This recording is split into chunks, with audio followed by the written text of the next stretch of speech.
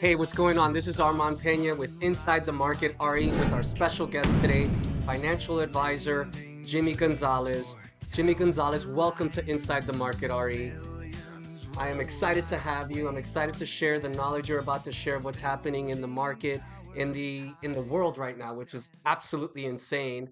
But I want to share first, I want you to introduce yourself so everybody can understand what you do, who you are, and your accolades. Yeah. Thank you, Armand. Thank you for having me. I'm Jimmy Gonzalez. I'm the founder and managing partner of Anthem Advisors. We are an independent registered investment advisor. We manage money for clients. We help them with financial planning, guidance, and advice. I've been doing this for about 25 years now. Anthem, my firm, Anthem Advisors, has been around for 10. I've been a born and bred Miami native, right? I've spent my whole life here. My firm's here, right behind us, right here in Coral Gables, and I'm just happy to be here today. Jamie, what inspired you to pursue this career as a financial advisor? Yeah, there's two parts to that. The first part, my mentor, who was the gentleman that kind of got me into the industry 25 years ago, he was a financial advisor for my grandparents on both sides and my parents. One of the things that I saw in him, he was a little bit ahead of his time. 25 years ago, the typical financial advisor at Merrill Lynch, where I was maybe very similar to what you would see in kind of Wolf of Wall Street. And I'm not saying about the penny stocks and things like that, but it was a very sales oriented environment, right? Calling prospective clients to sell them on products, right? In this case, my mentor, he was the way that a lot of advisors are now. He was talking a lot about financial planning. He was talking a lot about long-term goals. He was doing that 25 years ago, and that really wasn't the norm. So I got to see that very early on. I got to see how, he helped my family.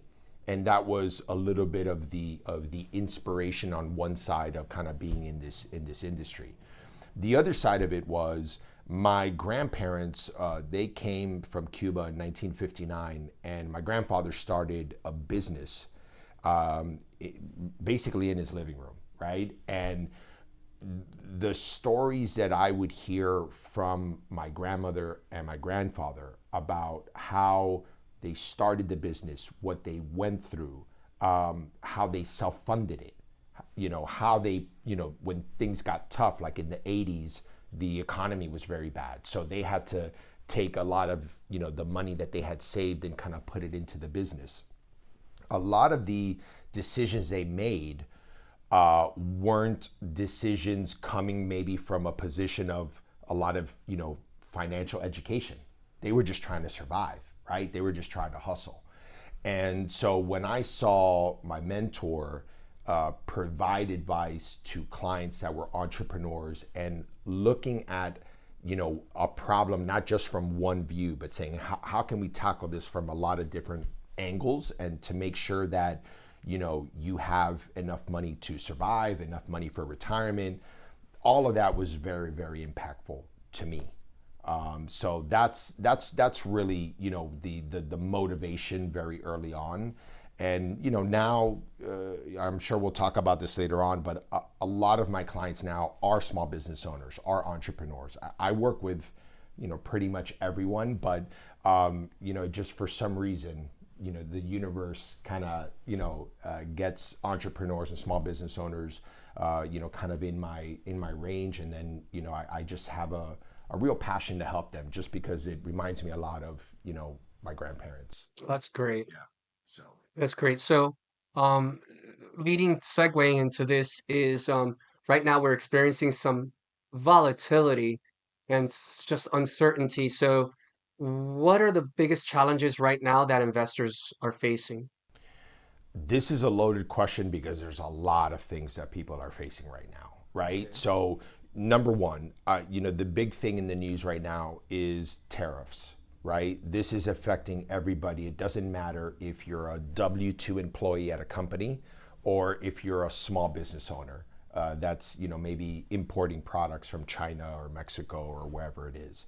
So the number one thing that a lot of people are really concerned right now, and what's causing a lot of the volatility, is these tariffs and the threats of tariffs. Second, when there's uncertainty, the market freezes up, right? The market wants certainty, right? They want to know what's going to happen, or at least know what the goal is of either, let's say, the administration or Fed policy or whatever it might be. So right now there's a lot of uncertainty, and it's affecting everybody differently, right? So I mentioned before, if you are a W-2 employee, married, couple of kids, how is this affecting you? Well, it's affecting you when you go to the supermarket, right? It's affecting you when you say, okay, should I invest more? When you see all this volatility, should I invest more? Those type of people are also experiencing problems with their 401k right now, right? Because with the market going down, you open up that 401k statement and you say, oh man, I'm down. So that's one of the main issues that, let's say the typical W-2, someone who has a job, a family, what they're dealing with. Now, for the entrepreneur and the small business owners, the tariffs and tax policy and all of these other things that are going on, again, the confusion, the uncertainty, that's really affecting how they make decisions, right? Because now, if you were looking at this year and saying, well, I'm going to invest more into my business, I'm going to hire more people, I'm going to buy more, a forklift or whatever it is, right? Now you're saying, oh, well, wait a minute, maybe I should just keep that money in the bank and just wait until I have a clear understanding of what's going to happen. The interesting thing that I have seen a lot lately, just kind of like a little extra snippet by coincidence, just yesterday, I was at one of my clients' place of business, and by coincidence, a former employee walked in. She had moved to North Carolina to lower cost of living and try to find another job. Well, she was here, and she was, my client had introduced me to her, say, oh, this is a former employee.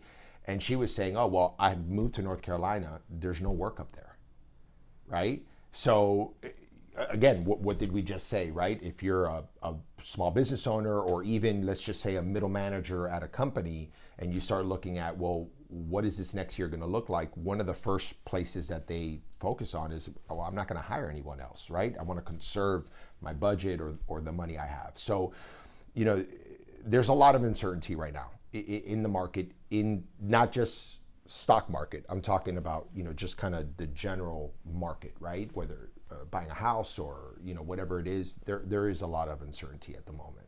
How would you advise uh, people to navigate through this uncertainty? The best time to prepare for uncertainty is when things are good, right? Um, I I've forget. heard that a lot lately. I, I, I, And I, a lot of business owners, investors, they don't. yes, Some do for sure, but you can tap in on that. I forget who said this. I read this somewhere, and it's slipping my mind at the moment. But there was a book I read where the gentleman was saying, buy straw hats in the winter, right? So, no one needs hats in the winter, right? So the idea is buy these hats, they're cheap. You're being prepared for when you need those hats in the summer and it's hot and the sun is blaring down, you have that. So, the best time to do that, of course, is to prepare when things are great. Now, again, I'm not saying things are horrible right now. We're kind of in that weird time where a lot of things could change, and then the economy can turn around, and then we only felt maybe a few months of kind of some tough times, or this could prolong, and we could see a longer, downturn in the economy, right? So right now, best thing to do, what I would say is your network. And when I say network, it's not just like, you're part of my network, we know each other, but also your family, right? Like your close network, family, friends, really lean on the network that you have, because that's the way that you can survive, right? Stronger together, Right. right? So that's one way that I would say. Again, if you didn't do the preparation when things were good, now that things are a little tough, really lean on that network and try to see how, maybe you could start a new business, or maybe you can team up with a family member, or whatever it might be that can get you maybe through a tough time. How do these geopolitical I mean, how does all this that's happening right now factor into moving forward in deploying money Sure, or sure. holding money? Yeah. So And these interest rates and everything that's just up and down, up and down, up and down. yeah, I mean, I don't. We didn't touch base too much of this at the beginning, but real quickly, kind of a 30-second commercial about kind of how we operate internally at my firm. Everything we do when working with a client, we start with planning, financial planning, right? Now you hear this word being thrown around, right? Like insurance companies, they do it in their commercials, we do a financial plan for you, or whatever it might be. But what I mean by that is, before you do anything, you got to have a plan. An example that I give a lot of people when they first meet with me is, if you're starting a new business, right? And let's say I need some funds for this business, and I go to a bank or a lender to find those funds, right? No bank, no lender is going to give you those funds if you don't have a business plan. How are you going to make money? How are you going to succeed, right? So it's the same thing in your kind of personal life, right? In your personal life, you have to have a plan. Too often, I see people buy a product or buy an investment. I'm going to buy Nvidia stock, right? I'm going to buy Tesla stock. What are you trying to accomplish before you make that purchase, before you buy that annuity, before you buy that life insurance, whatever, before you buy that multifamily property? You got to put together a plan, right? So that you can track that plan, you can see what it takes to get to the end point of that plan, right? So I say all of that because right now, you got to start with, what's my plan, right? So the example I can give right now, someone that is maybe younger, in their 30s and 40s, and they have 20 to 25 years before they get to retirement, their plan is going to be a lot different than that person who's 59 years old and staring at retirement in the face, right? So maybe someone like you and I, the plan would be dollar cost average in this market. Right. Right? So dollar cost averaging is basically just kind of the simple concept of, if I have $100,000, I'm just using that number for simple math. If I have $100,000, I'm going to take $10,000 a month and I'm going to put it into the market, right? 10,000 today, 10,000 in a month, 10,000 in May, 10,000 in June.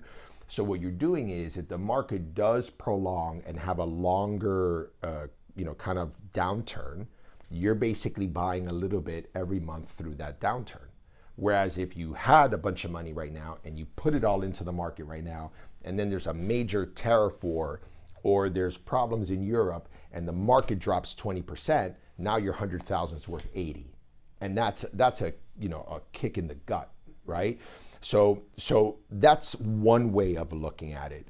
The other way that I'll probably add here is, if you're maybe if you're a little bit older, maybe a little bit closer to retirement, the idea is, there's no need to rush. I say this to clients. It's okay. Right now, money markets are paying 4%. Give you an example. It's okay if you earn 4% for a couple of months and don't earn that 5 or 10 or 20% that you want to earn in a stock, right? I'd rather put that money in a money market and conserve what I have than basically, put it into something, take on too much risk, and then kind of feel the pain that maybe you might experience if the market goes down. Right. Well, that's a lot. That's a lot to you gave a lot of golden nuggets right now there, especially dollar cost averaging, which is huge. Yeah. And it's something that everybody should take in, that it's really important to do that, even if you have $100. Yeah. It starts somewhere. Yeah. you know? I saw this really interesting. There was two different people. Again, I read this somewhere, but one person was dollar cost averaging into Bitcoin, and then another person was dollar cost averaging into one particular stock. These are very small amounts. What I'm telling you, it was like $50, like a day or a week or whatever it is. But basically, by doing that, the compounding effect of having that dollar cost average, no matter what the investment was astronomical at the end, right? And I'm sure that person that's putting that $50 every week or $50 every day or whatever the number is, you don't really feel that. But the power of that money going in and then it growing and then compounding, it's just really, really, really powerful. So the Fed right now has held the interest rates steady, right, and they're planning to do cuts maybe later on in the year. So what do you foresee with them holding steady? Couple things here, right? So the the the new president, new administration has made it very clear that they want interest rates lower, right? I mean, this is not an opinion of mine. They've been saying it in interviews and other things. So that's the general direction that we're headed, right? Whether Fed cuts interest rates now in March or the next meeting or whatever it might be, we are headed into a lower interest rate environment. Now, there's pluses and minuses to that. Pluses are lower interest rates are good for business owners. Lower interest rates are good for homeowners. Lower interest rates are good for people that are looking to expand, right? I mean, people use leverage for business for a variety of different things. So lower interest rates are good in that particular case. Now, a big concern between a lot of economists and people that are above my pay grade, right? A big concern is, well, when rates are so low, right, it just makes it so much easier to borrow, and then the country incurs a lot more debt, right? And kind of that's the big conversation that's happening right now. So what I would say is, whatever decisions you're going to make, investing or whatever it might be, just remember that we are in that kind of declining interest rate environment, and just kind of, again, use that to kind of your advantage, right? Maybe if you or if you bought a home in the last few years where interest rates were higher, maybe get with your loan officer or your financial advisor and do a little bit of planning about, well, okay, when should I refinance? What's the right way to do this, right? Again, don't just go and say, I'm going to refinance, right? Have a plan. Have a plan, right? Figure out what that plan is, because maybe, look, I've done this, my wife and I, we didn't get a great interest rate. I wasn't one of the lucky ones that got this 2% mortgages that a lot of people were getting a couple years ago. But we do have a plan where we say, okay, there's going to be a point in time where if interest rates fall to a certain level, we're going to have the discussion of, should we refi at that time, right? So, know that we're not, interest rates aren't going up. So there's another side of this too. A lot of my older clients have been really happy with where rates have been, right? I mean, we were buying 5% treasuries, 5.25% treasuries just about a year ago. I hope my memory is right on that. But, when you can earn 5% risk-free, It's huge. Huge, right? So interest rates go down, good for lending, not great for those people who want to just put the money somewhere safe, right? So there's always a winner and a loser. Right. So, And I thought about that. So, and I've been saying this, pounding the table that, I mean, everybody's piling up into bonds. So that's what's bringing the treasury yields down. So, yeah, it's an interesting thing, right? Because you got to remember this. It's all about risk, right? So why are people piling into treasuries? Because that Tesla and Nvidia stock isn't going up only, right? Like the way it's been doing the past couple of years. Right. So what are people doing? They're selling their stocks. They're going into treasuries. They're selling their businesses, going into treasuries. Maybe they're selling. I spoke to someone this morning, who is just put their house on the market, and they said, well, I just looked at Zillow and I'm one of like 100 for sale signs in my neighborhood. Wow. Right? This is specific to where they lived, right? It might not be specific to everybody, but so think about that, right? I mean, it's like now he's got all this competition trying to sell his home, but he's got all this competition that's going on. So there's just a lot of factors to consider. It's important to have, it's going to take time to find the right team, but it's important to have a team, and it's important to have a team that can communicate and work together. And what I mean by that, it's not just, banker or whatever it is. What I try to do with my clients is I'm the financial advisor. Who's your estate planning attorney? Who's your lender? Who's your regular attorney, right? That might be helping you if you have a business or whatever it is. Who's your CPA, right? And make sure that all these professionals that are around you are communicating and working towards the same goal. What's that goal? To help you and be successful and save money, pay the less amount of taxes you can, all of those things that are really important. Right, because that at the end of the day helps everybody else, which is it's awesome that you touched that topic because a lot of people don't have that. They wing it. Yeah.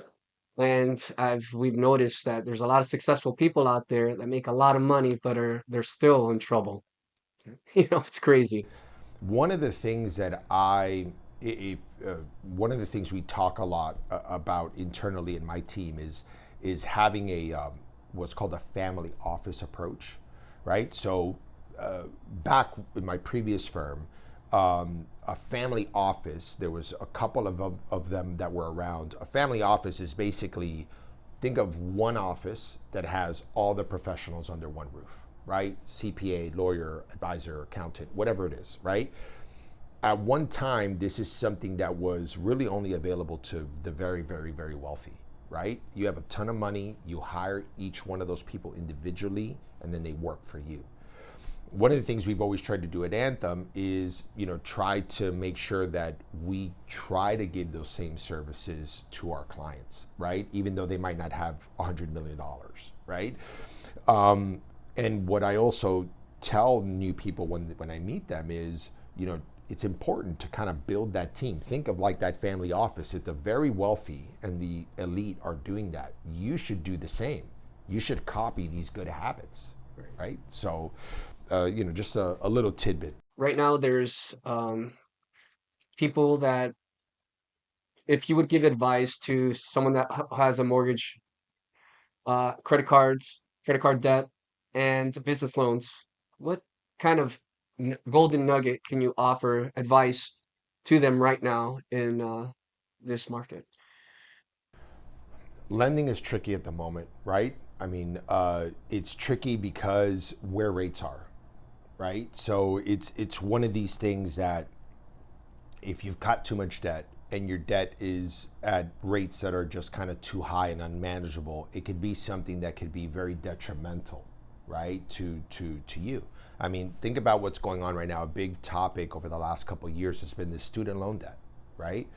I've spoken to some dentists, some lawyers that are just gotten out of school maybe 4 or 5 years ago, and they have astronomical amount of debt, right? So it's one of these things that, again, I hate to kind of say the same thing, but really seek advice from somebody that you trust to create a plan to get out of it, right?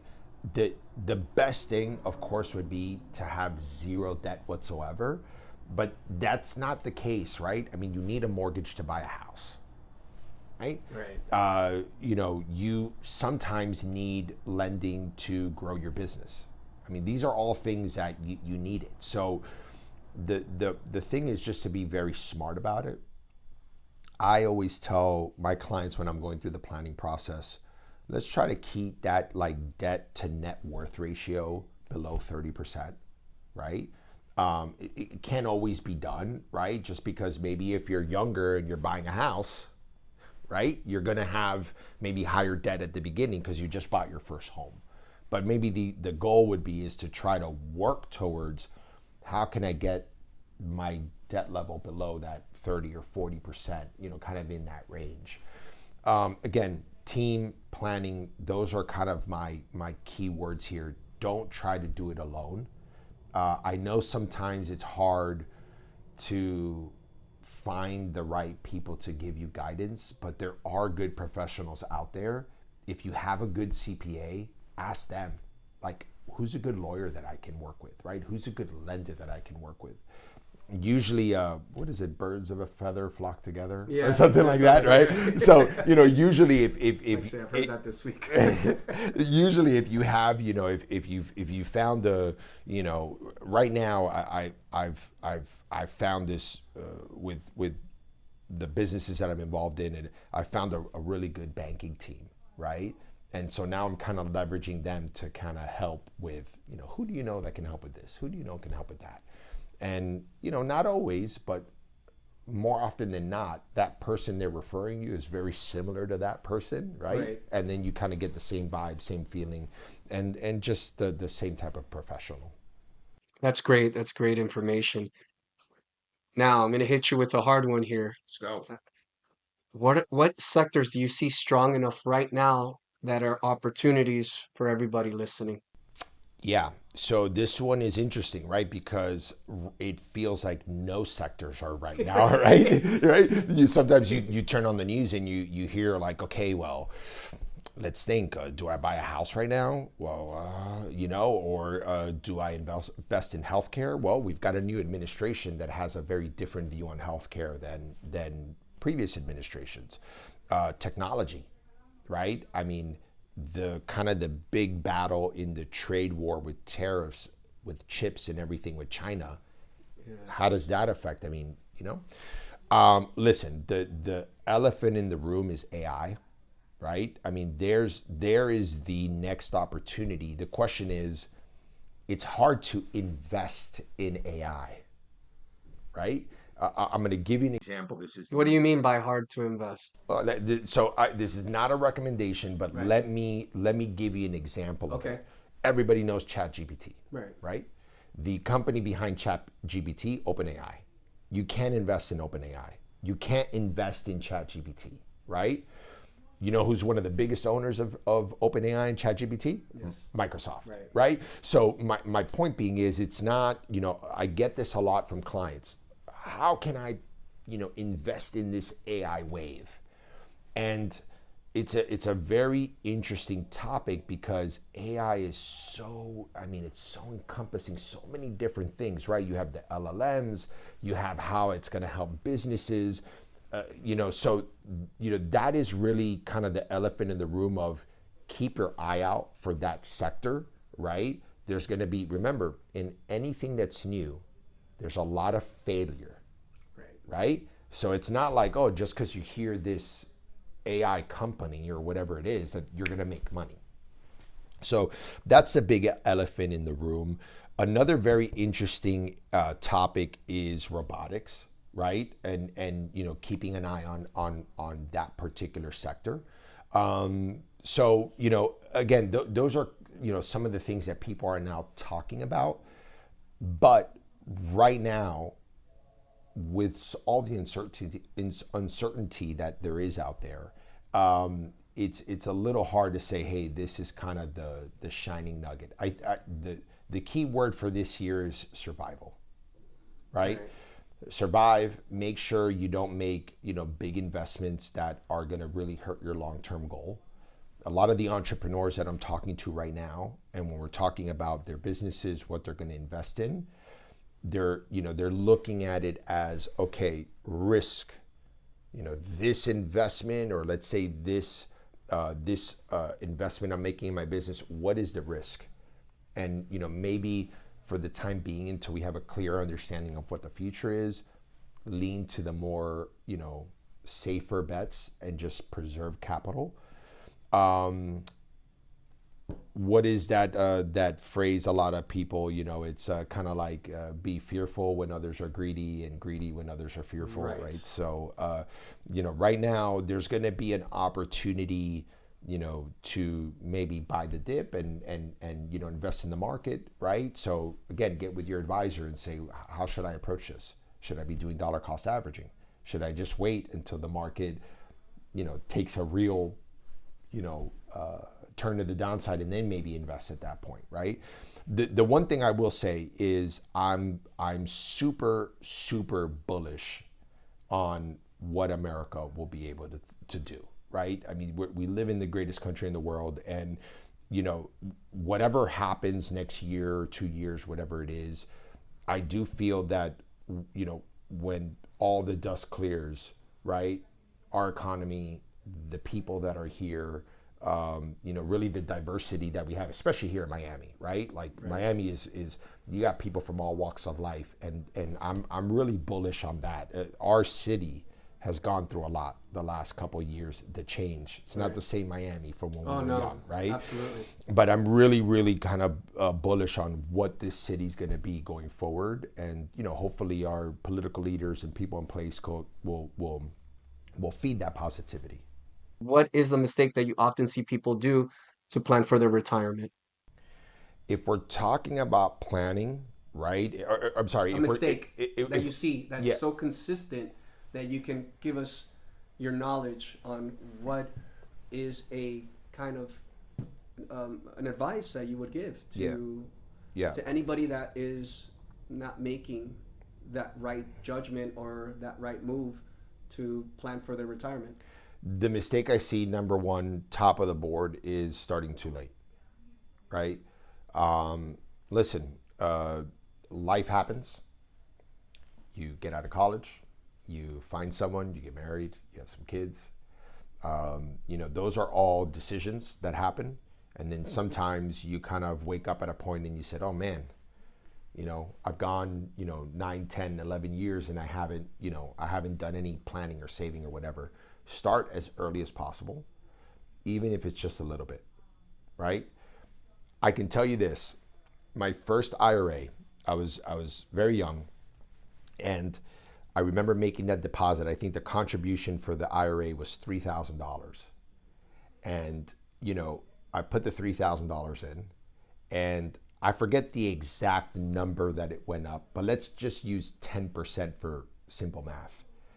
10% on 3,000 was only $300, right? It doesn't feel like a lot, right? So I'm looking at my account and I'm saying, oh man, I've done this investing, I've gone a whole year and I'm only up to $3,300.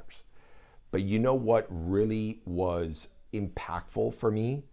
The next year, I did that full contribution again. And then the next year, I did that full contribution again. And the company I was working for was also doing a match. So now I'm making my contributions, I'm getting a match, and the market's going up, right? I'm getting this compounding power. Then all of a sudden, one day I wake up and it's like, wow, I got, $14,000, $15,000, $16,000. Being a young kid, that was like really impactful. And then as the market continued to go, I kind of see this growth, and then all of a sudden it hit me. It didn't feel that way when I had the little bit of money in there. But over time, it was really impactful.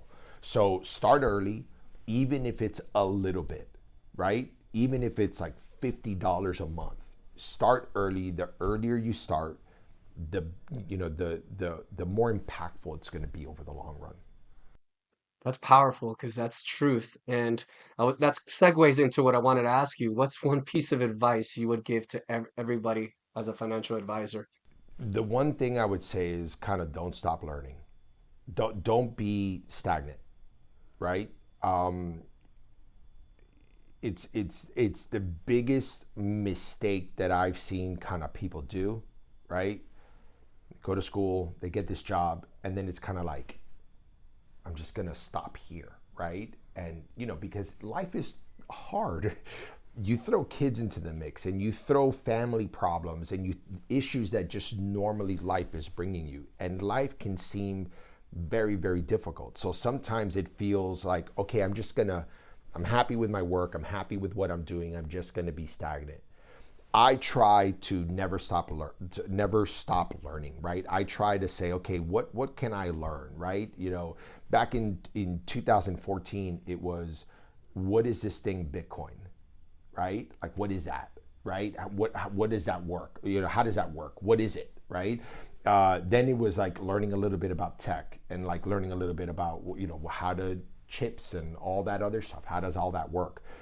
So I'm not saying I'm like some super smart genius and all those things, but I've always tried to kind of have the thinking of, well, what can I learn new, right? And how that can help me.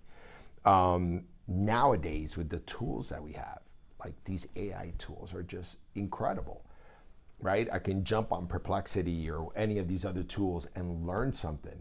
I did this kind of funny thing for my sister. My sister lives up in northern Florida. She's got a little bit of land, and we always joke about getting chickens, like for eggs and stuff, especially lately with like egg prices. It was like a little running thing. And I found this prompt. It wasn't a prompt anything about chickens, by the way. It was just a learning prompt. And I copied that learning prompt, put it into AI about how to raise chickens. And it gave me this 9-step module thing, and I sent it to her, right? And it was just this cool thing to like learn. And so I say that because of these tools that we have, right? So now these tools, look, we are definitely moving to a world where it's kind of like the haves and the have-nots. I hate to say that, right? But just kind of feels that way. It does. Right? But now with one of the things that I'm very kind of just excited about AI and crypto and these other things that are kind of these big topics nowadays. These tools level the playing field, right? You and I can learn anything now by using some of these tools that we have, right? So it's, to me, there's no excuse, right? Just always try to learn, always try to grow.